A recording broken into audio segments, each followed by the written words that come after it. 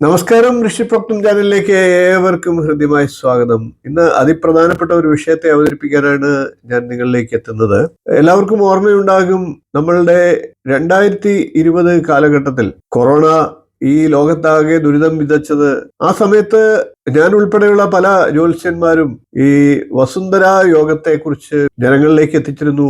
വസുന്ധര യോഗം എന്താണ്? വസുന്ധര യോഗം അത് കൊറോണയെ ബാധിച്ചിട്ടുണ്ടോ? കൂടാതെ ആ സമയത്ത് ഉണ്ടായിരുന്ന ഗ്രഹണം, അതേപോലെ തന്നെ കാളസർപ്പദോഷം, ഇതെല്ലാം ആ കാലത്ത് ദുരിതം വിതയ്ക്കുന്നതിന് കാരണമായിരുന്നു. ഭൂലോകമാകെ അത്തരത്തിലുള്ള പ്രശ്നങ്ങൾ കൊണ്ട് ദുരിതക്കയത്തിലാഴ്ന്നിരുന്നു. എന്നാൽ ഇപ്പോൾ വീണ്ടും വസുന്ധരായോഗം എത്തിയിരിക്കുകയാണ്. അതേപോലെ തന്നെ കാളസർപ്പദോഷവും വന്നിരിക്കുകയാണ്. അതുപോലെ തന്നെ ചൊവ്വയുടെ അതിമാരക വർഷം എന്നുള്ള രീതിയിൽ 2025 പ്രാധാന്യത്തെ അല്ലെങ്കിൽ ദോഷഫലത്തെ അവതരിപ്പിച്ചുകൊണ്ട് ഞാൻ മുൻപ് തന്നെ വീഡിയോ ചെയ്തിരുന്നു. 2025 തുടങ്ങുന്നതിന് മുമ്പ് തന്നെ അങ്ങനെ ഒരു വീഡിയോ ചെയ്തിരുന്നു. ഇതെല്ലാം കൂടി കൂട്ടി വായിക്കുമ്പോൾ ഈ ഒരു 2025 ഒരുപാട് ദുരിതങ്ങൾ ലോകത്താകെ വിതയ്ക്കുമെന്നുള്ളത് ഉറപ്പാണ്. അപ്പൊ അത്തരത്തിലുള്ള കാര്യത്തിലേക്കാണ് ഇന്ന് ഞാൻ വീണ്ടും കടക്കുന്നത്. ചൊവ്വയുടെ അതിമാരക വർഷമായിട്ടുള്ള 2025, അത് കൂടാതെ തന്നെ വ്യാഴം വസുന്ധര യോഗത്തിൽ, അതേപോലെ തന്നെ കാളസർപ്പദോഷവും എത്തിയിരിക്കുകയാണ്. ഇതെല്ലാം പല രാജ്യങ്ങളെയും ബാധിക്കാൻ സാധ്യതയുണ്ട്. ഇന്തോ പാക് യുദ്ധമൊക്കെ നാം അറിഞ്ഞു കഴിഞ്ഞു. ഇപ്പോഴും അതിന്റെ അലയൊലികൾ തീരത്തില്ല എന്ന് തന്നെ പറഞ്ഞുകൊണ്ട് നമുക്ക് ഇന്നത്തെ വിഷയത്തിലേക്ക് കടക്കാം. എന്താണ് വസുന്ധരായോഗം? എന്താണ് കാളസർപ്പദോഷം? എന്താണ് ചൊവ്വയുടെ ഈ വർഷത്തിന്റെ പ്രാധാന്യം? ഇവയൊക്കെ നമുക്ക് പ്രതിപാദിച്ചു പോകാം.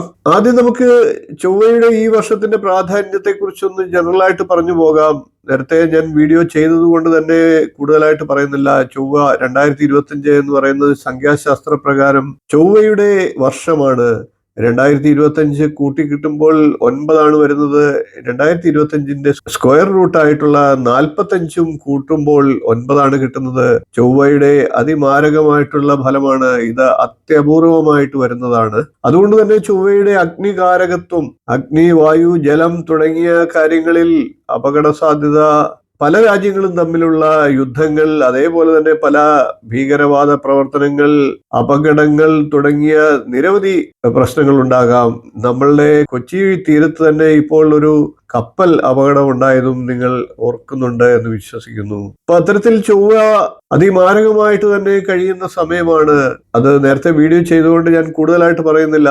ഇനി നമുക്ക് ഇപ്പോഴുള്ള കാളസർപ്പദോഷത്തിലേക്ക് കൂടെ കടക്കാം. രാഹുകേതുക്കളുടെ ഒരു വശത്തായിട്ട് എല്ലാ ഗ്രഹങ്ങളും വരുമ്പോഴാണ് കാളസർപ്പദോഷം ഉണ്ടാകുന്നത്. കാളസർപ്പദോഷം ഉള്ള സമയത്ത് ജനിക്കുന്നവർക്കും കാളസർപ്പദോഷത്തിന്റെ ഫലങ്ങൾ അനുഭവത്തിൽ വന്നേക്കാം. ഗ്രഹണം ഉണ്ടാകുക അല്ലെങ്കിൽ ഗ്രഹണകാലം പോലെയുള്ള ഒരു അവസ്ഥയാണ് അവരുടെ ജീവിതത്തിൽ. ഏറ്റക്കുറച്ചിലുകൾ ഉണ്ടാകാം.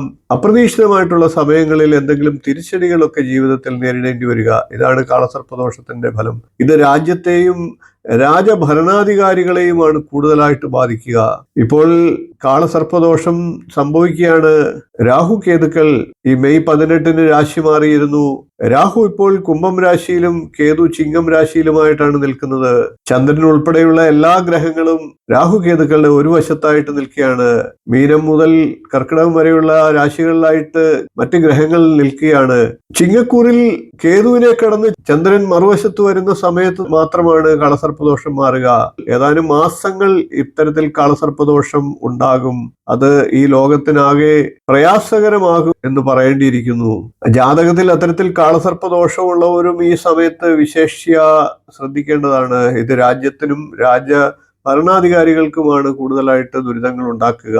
ചൊവ്വയുടെ അതിമാരകത്വം, അതേപോലെ തന്നെ രാഹുകേതുക്കൾ നൽകുന്ന കാളസർപ്പദോഷം, ഇവ രണ്ടും കൂടാതെ വ്യാഴത്തിന്റെ അതിചാരവും നമുക്ക് ഇപ്പോൾ ഭയക്കേണ്ട സാഹചര്യം ഉണ്ടാക്കുകയാണ്.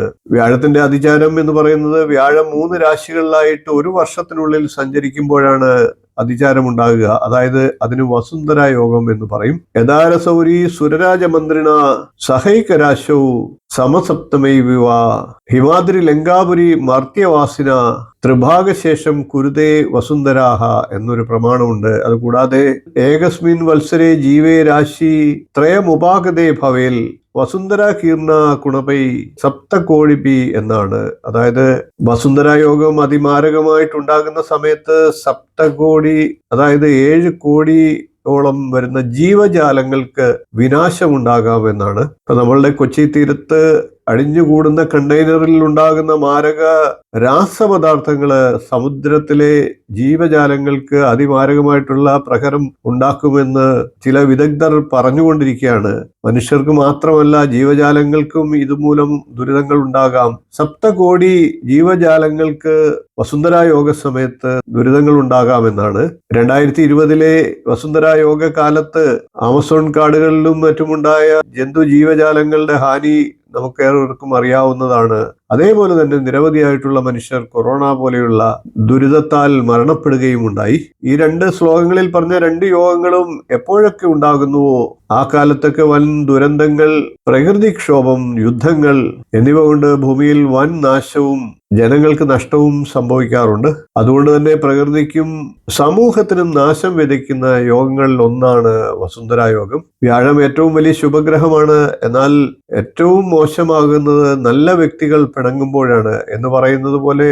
എന്നാൽ ഇത് വ്യക്തിപരമായി ഒരു ദോഷഫലം ചെയ്യില്ല എന്ന് തന്നെ നമുക്ക് വിശ്വസിക്കാം. വ്യാഴത്തിന്റെ രാശിമാറ്റ ഫലവും ഒക്കെ പറഞ്ഞു കഴിഞ്ഞു. വ്യാഴം അത്തരത്തിലുള്ള ഗുണങ്ങൾ വ്യക്തിപരമായി നൽകുക തന്നെ ചെയ്യും. ഒരു സമൂഹത്തിനും ജീവജാലത്തിനും രാജ്യങ്ങൾക്കും രാജാധിപന്മാർക്കും ഒക്കെയാണ് ഈ ദോഷത്തെ ഉൾക്കൊള്ളേണ്ടി വരിക.